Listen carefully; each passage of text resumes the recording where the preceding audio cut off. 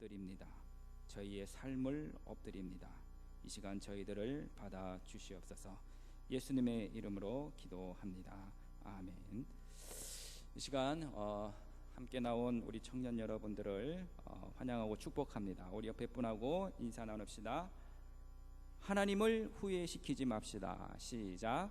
하나님을 후회시키지 맙시다. 하나님 후회시키지 맙시다. 예. 우리 하나님은 어떤 하나님이십니까? 여러분한테 질문하면은 여러분은 뭐라고 대답하시겠어요?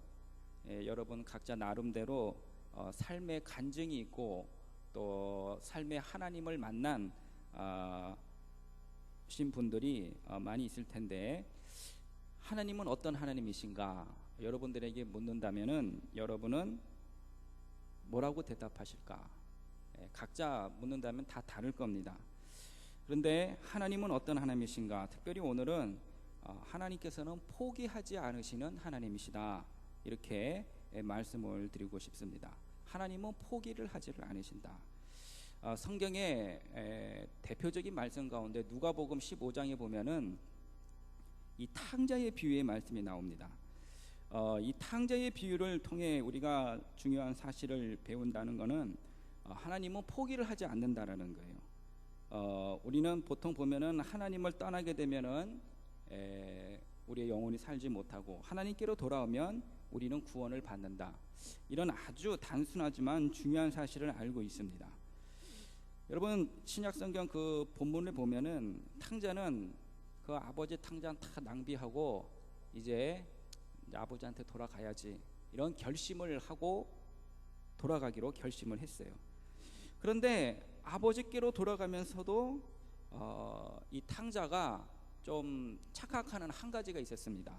그것이 뭐냐면, 나 이렇게 돌아가기 좀 하지만 다시 또 우리 아버지께서 나를 받아주실까, 그렇게 아버지 전 재산 다 그냥 싸들고 가가지고 방탕하게 다 버렸는데 아버지가 나를 다 받아주실까, 이런 생각을 가지고 있었어요. 자기가 아버지를 그렇게 떠났기 때문에 아버지도 나 때문에 상처를 받았기 때문에 아마 아버지는 나를 받아주시지 않을 것이다, 이렇게 생각을 가졌던 겁니다. 근데 또 어떻게 보면 또 탕자의 또 생각이 또 맞을 수도 있어요, 그렇죠? 그런데 탕자의 생각은 착각이라는 겁니다. 탕자가 아버지께로 돌아왔을 때 다시 아들로 받아 주었어요. 아버지는 한 번도 자식을 포기한 적이 없었던 겁니다. 늘 기다리고 있었습니다. 포기하지 못하시고 끝까지 기다리시는 이 아버지의 마음이 하나님의 모습이라고 성경 말씀은 우리에게 일관된 모습으로 가르쳐주고 있습니다. 그럼에도 불구하고 성경에서는 여러분 하나님이 포기하시는 경우의 모습이 여러 군데 발견을 할 수가 있어요. 포기한다는 말이 뭡니까? 그냥 너대로 해라 하면서 그냥 내버려 두는 거예요. 어려운 말로 말하면은 유기라는 단어를 씁니다. 유기라는 말이 뭐예요? 내다 버린다라는 말이죠. 아기 엄마가 아기를 유기했다라는 말을 들어본 적이 있을 겁니다. 아기를 내다 버리는 거예요. 그리고 또 이 동물, 이 개 주인이 개를 버리게 되면 그 개는 뭐가 됩니까? 그건 유기견이 되는 것입니다. 유기의 그 법적인 의미가 뭐냐면 보호할 사람이 보호받을 사람을 보호하지 않는 상태로 두는 일, 이렇게 정의를 하고 있습니다.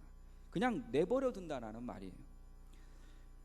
하나님께서 이스라엘 백성들 애굽에서 출애굽 한번 시키려고 모세를 불러주셨습니다. 그런데 당시 모세가 이 10가지의 재앙을 애굽 사람들에게 또 바로 왕에게 그렇게 무서운 10가지 재앙을 다 내렸지만은 그거 보내줘야 되잖아요. 근데 안 보내주는 거예요. 그래서 이 바로 왕이 보내주지를 하지를 않는 겁니다. 그래서 성경에는 바로의 마음을 어떻게 표현을 하냐면은 하나님께서 마음을 완악하게 하셨다, 이렇게 말씀을 하고 있습니다. 우리 좀 더 구체적으로 출애굽기 4장 21절 말씀을 우리 한번 같이 읽어보도록 하겠습니다. 시작. 여호와께서 모세에게 이르시되 내가 애굽으로 돌아가거든 내가 내 손에 준 이적을 바로 앞에서 다 행하라. 그러나 내가 그의 마음을 완악하게 한즉 그가 백성을 보내주지 아니하리니. 여기 말씀에 보면은 하나님께서 바로에게 완악한 마음을 심어주셨다. 그래서 이 바로 왕이 할 수 없이 완악하게 되었다 라고 우리가 생각을 할 수 있지만 그것이 아닙니다. 바로가 완악한 마음을 가지고 있는 것을 하나님께서 그냥 내버려 두셨다라는 말이에요. 하나님께서는 무슨 악을 조성하시거나 악을 만드시는 분은 아닙니다. 그래서 로마서 1장 24절에도 이와 같은 말씀이 있습니다. 로마서 1장 24절 시작. 그러므로 하나님께서 그들을 마음의 정욕대로 더러움에 내버려 두사 그들의 몸을 서로 욕되게 하셨으니. 로마서 1장 28절 또 한 번 읽습니다. 시작. 28절 시작. 또한 그들이 마음에 하나님 두기를 싫어하며 하나님께서 그들을 그 상실한 마음대로 내버려 두사 합당하지 못한 일을 하게 하셨으니. 그냥 그 마음, 그 죄악된 마음, 상실한 마음을 어떻게 해요? 그대로 내버려 뒀다라는 말이에요. 하나님은 그냥 내버려 두세요. 그게 무서운 겁니다. 잘못된 길을 내가 가고 있는데 이걸 바로잡아 줘야 되는데 바로잡아 주지를 못하고 그냥 놔둔다? 나중에는 가면은 그거는 심판이요, 죄의 값을 반드시 지불해야 되는 상황입니다. 인간의 그 고집, 그 완악함, 죄악을 그대로 내버려 두셨다라는 말씀은 참 무서운 말씀입니다. 그리고 그 죄의 값에 상당한 보응을 받아야 하기 때문이에요. 근데 오늘 본문 말씀에 보면 이 사울 왕의 모습을 보면 하나님께서 이 사울 왕을 그의 교만함과 죄악에 버려두었다라는 사실을 알 수가 있습니다. 그러니까 하나님께서 이 사울 왕을 그냥 포기를 하신 거예요. 그런데 왜 이런 일이 일어났냐는 겁니다. 오늘 본문 말씀에 보면 사무엘 선지자가 사울 왕에게 하나님께서 당신 왕을 버리셨다 이렇게 말을 사용하고 있습니다. 23절에 보면은 제가 읽어드릴게요. 왕이 여호와의 말씀을 버렸으므로 여호와께서도 왕을 버려 왕이 되지 못하게 하셨다 그랬습니다. 하나님께서 당신 왕을 버렸다 이렇게 말을 하는 거예요. 어떻게 이스라엘의 초대왕 이 사울 왕에게 어떻게 이런 일이 일어나게 되었는가? 오늘 본문 사무엘상 15장 11절에 그 내용이 언급되어 있습니다. 우리 한번 15장 11절을 함께 읽습니다. 시작. 내가 사울을 왕으로 세운 것을 후회하노니 그가 돌이켜서 나를 따르지 아니하며 내 명령을 행하지 아니하였음이니라 하신지라. 사무엘이 근심하여 온 밤을 여호와께 부르짖느니라. 그러니까 하나님 뭐라고 그래요? 사울 왕을 보고 후회했다 그럽니다. 후회했대요. 그러니까 후회했다는 말은 하나님께서 버리셨다라는 겁니다. 그냥 포기를 했다라는 거예요. 그가 이유가 무엇이겠습니까? 11절에 보니까 그가 돌이켜 그랬습니다. 그러니까 사울 왕이 돌이켰다는 거예요. 돌이킨다는 말은 내가 지금 방향을 잘 향해 달려가고 있는데 지금 돌이켜 반대 방향을 역주행을 하고 있다는 것입니다. 하나님이 기뻐하시는 방향으로 잘 가다가 이 반대 방향, 이 방향을 틀어버린 거예요. 하나님이 기뻐하시지 않는 방향으로 내가 삶을 돌려버리는 것입니다. 근데 이 사울 왕은 처음에는 잘 하나님의 뜻대로 잘 순종하며 겸손한 사람이었어요. 사무엘 선지자가 사울에게 기름을 부었죠.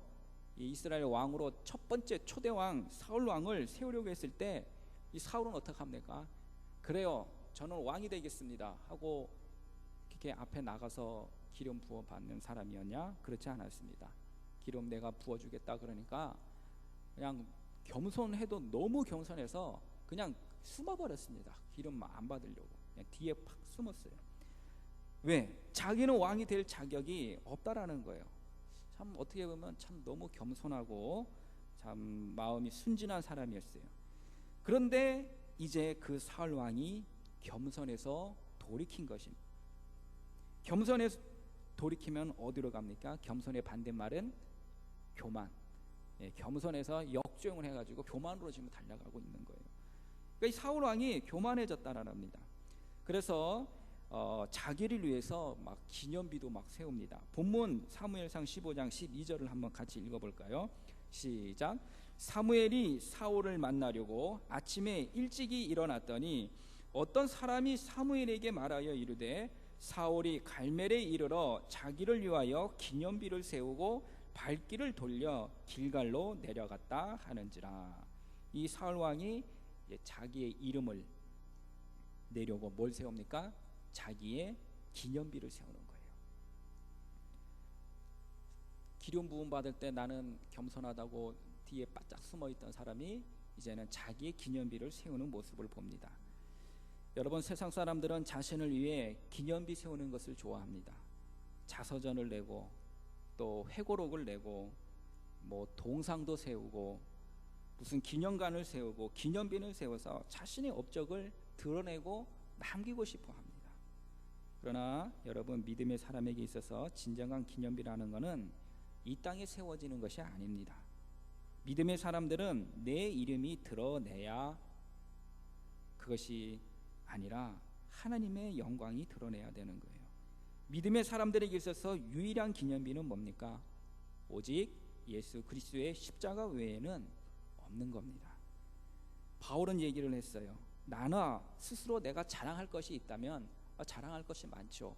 이 바울이 얼마나 여러분 대단한 사람인 줄 아십니까? 자랑하라 그러면은 너무너무 많아요. 그러나 십자가 외에는 난 자랑할 것이 없다, 이렇게 얘기를 합니다.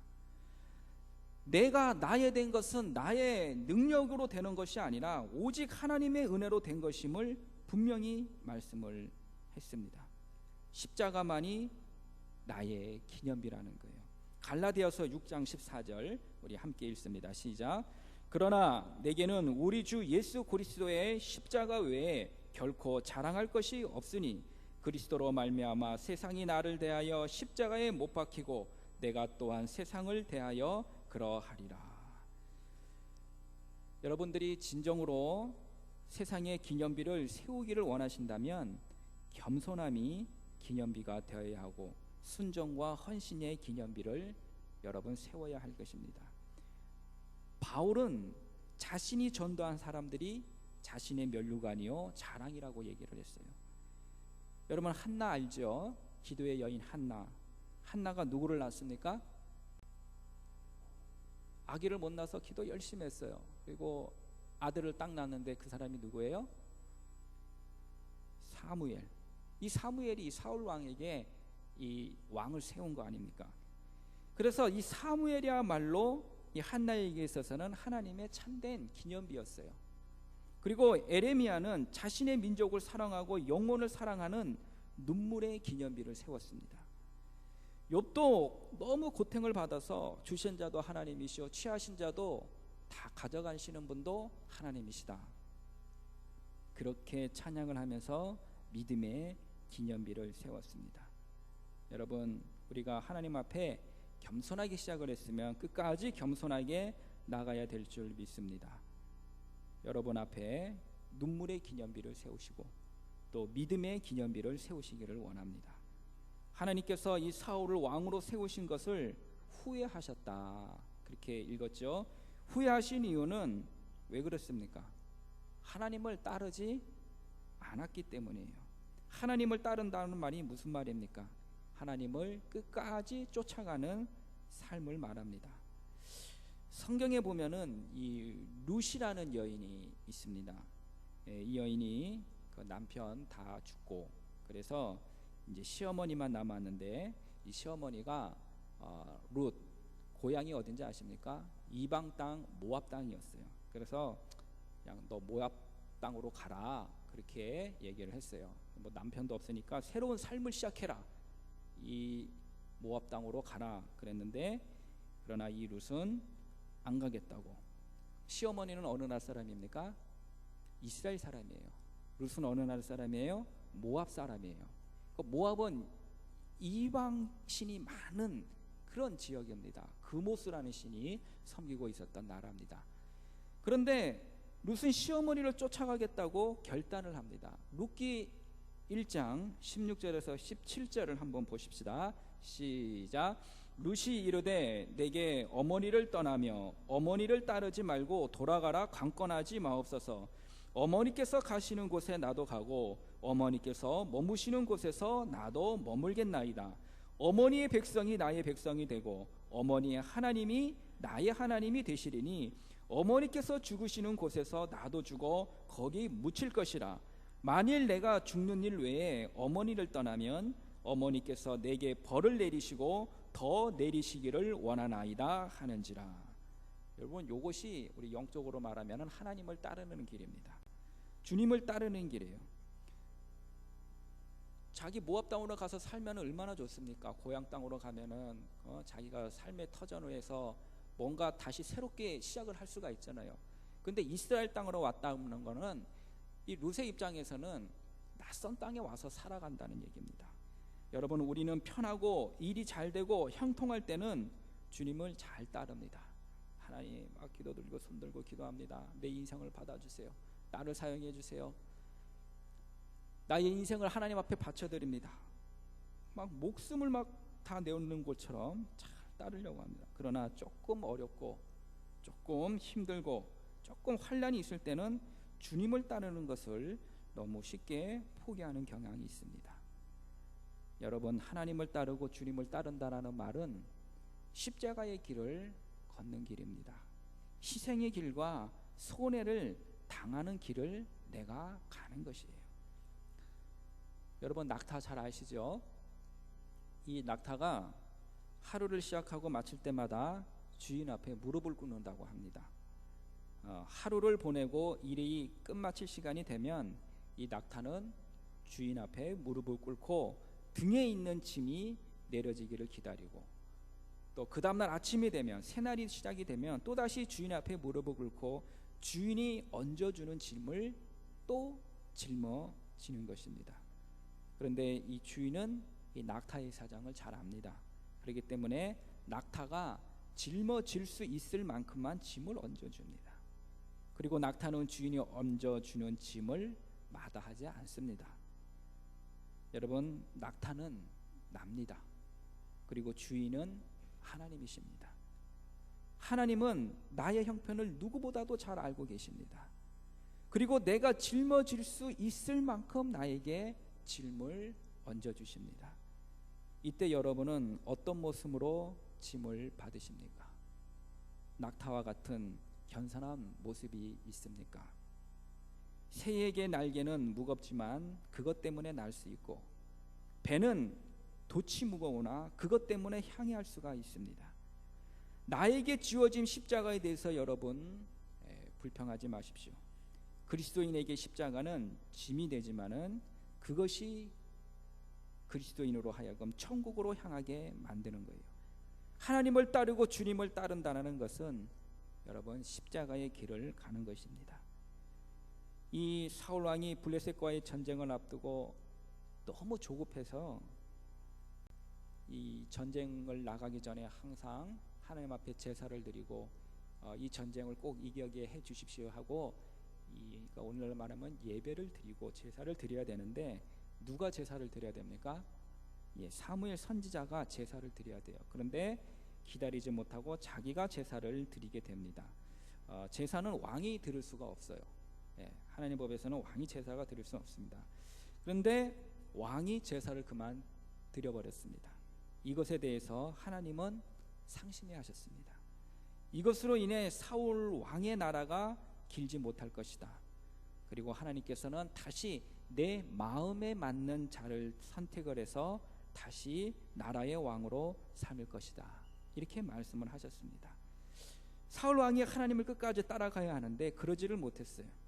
여러분, 우리가 어렵다고 급하다고 힘들다고 귀찮다고 하나님을 따르는 것을 중단하거나 게을리해서는 안 될 것입니다. 끝까지 어떤 일이 있어도 하나님을 따라가야 합니다. 주님 쫓아가야 합니다. 중간에 포기하면 하나님도 그렇게 하실 수가 있어요. 끝까지 견뎌야 합니다. 끝까지 주님을 따라가야 합니다. 마가복음 13장 13절 우리 함께 읽도록 하겠습니다. 마가복음 13장 13절 말씀 제가 읽어드리도록 하겠습니다. 또 너희가 내 이름으로 말미암아 모든 사람에게 미움을 받을 것이나 끝까지 견디는 자는 구원을 받으리라 그랬습니다. 끝까지 견디는 자는 구원을 받으리라. 여러분, 하나님께서 사울을 왕으로 세우신 것을 후회한 이유는 뭐냐면은 하나님의 명령을 따르지 않았기 때문이에요. 그래서 그게 11절의 말씀을 하고 있죠. 하나님의 명령을 행하는 것, 다시 말하면 순종하는 것이 뭐가 그렇게 중요하길래, 순종이 뭐가 그렇게 중요하길래 순종하지 않으면 하나님이 후회하실 정도인가? 여러분, 순종이라는 것은 하나님의 백성의 기본입니다. 하나님께서 인간을 창조하실 때 하나님의 영광을 위해서 창조하셨고, 또 하나님이 찬송을 받으시기 위해 창조하셨어요.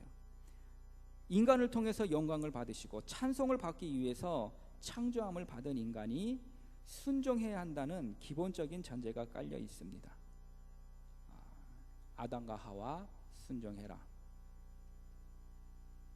선악을 알게 하는 나무는 따먹지 말라. 먹으면은 그건 불순종이고 먹지 않으면은 그거는 순종이 되는 겁니다. 인간은 창조할 때부터 인간이 순종하지 않으면 이 창조의 원리와 질서는 깨지고 마는 거예요. 그런데 이 창조의 질서와 원리가 창조의 초기에서부터 파괴되고 있는 것입니다. 왜 그렇습니까? 아담과 하와의 불순종 때문입니다. 하나님께서 따먹지 말라고 말씀하셨는데도 불구하고 아담과 하와는 순종을 하지를 않았어요. 우리 인간은 여러분 창조함을 받을 때부터 순종하라는 그런 창조의 원리와 질서를 가지고 우리가 태어난 것입니다. 그런데 순종을 하지 않았어요. 그래서 에덴 동산에 쫓겨나게 됐고 불순종에 대한 죄의 대가를 받게 된 것입니다. 그리고 그 후손들이 지금 우리에게까지 그 죄의 대가가 이어져 내려오고 있는데 우리는 요 용어를 가지고 원죄라고 그렇게 부릅니다. 그런데 한 사람 예수 그리스도의 순종으로 인해서 다시 죄의 대가에서 우리는 벗어나게 된 것이에요. 로마서 5장 19절에 이런 말씀이 있습니다. 시작. 한 사람이 순종하지 아니함으로 많은 사람이 죄인 된 것 같이 한 사람이 순종하심으로 많은 사람이 의인이 되리라. 여기서 순종하지 아니하는 한 사람이 누굽니까? 아담을 말하고, 여기서 한 사람이 순종하심으로 많은 사람이 의인이 되리라. 여기서 순종한 한 사람이 누굽니까? 예수 그리스도예요. 그래서 여러분, 순종이 중요한 거예요. 불순종하게 될 때는 창조하신 하나님을 대적하게 되는 것이요, 창조의 목적과 창조의 질서와 창조의 원리를 깨트리게 되는 것입니다. 여러분, 하나님께서 사울 왕에게 어떤 명령을 주셨냐면은 아말렉과의 전쟁에서 쳤으면은 그것을 다 없애라고 얘기를 했어요. 그런데 사울 왕은 하나님 말씀 그렇게 순종을 하지를 않습니다. 그저 탈취하기만 급급했습니다. 여러분, 불순종에 대한 책망과 지적 앞에서 사울 왕은 또 잘못을 인정하고 또 회개를 하고 그렇게 했어야 되는데도 불구하고 또 자꾸 또 핑계를 댑니다. 오늘 본문 아니지만 13절 말씀을 보면은 함께 읽도록 합니다. 시작. 사무엘이 사울에게 이른즉 사울이 그에게 이르되 원하건대 당신은 여호와께 복을 받으소서. 내가 여호와의 명령을 행하였나이다 하니, 행하지 않았는데도 내가 여호와의 명령을 행했다고 그렇게 얘기를 합니다. 자꾸 핑계로 이어지게 됩니다. 그래서 하나님께서 이 사울을 왕으로 세우신 그 목적이 지금 깨어지고 있는 것입니다. 그래서 순종이 제사보다 더 중요하다는 말씀을 이 사무엘이 사울 왕에게 말씀을 하고 있는 것입니다. 우리 마지막으로 22절 말씀을 우리 한번 큰 목소리로 읽도록 합니다. 시작. 사무엘이 이르되 여호와께서 번제와 다른 제사를 그의 목소리를 청종하는 것을 좋아하신 같이 좋아하시겠나이까? 순종이 제사보다 낫고 듣는 것이 순양의 기름보다 낫습니다. 여러분, 우리는 이 하나님의 본심의 마음을 잘 알아야 합니다. 하나님은 사랑의 하나님과 동시에 공의의 하나님이십니다.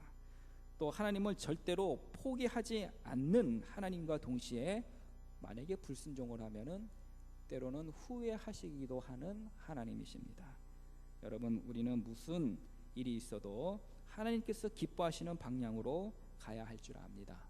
그 중에서 하나님께서 가장 기뻐하시는 것이 순종입니다.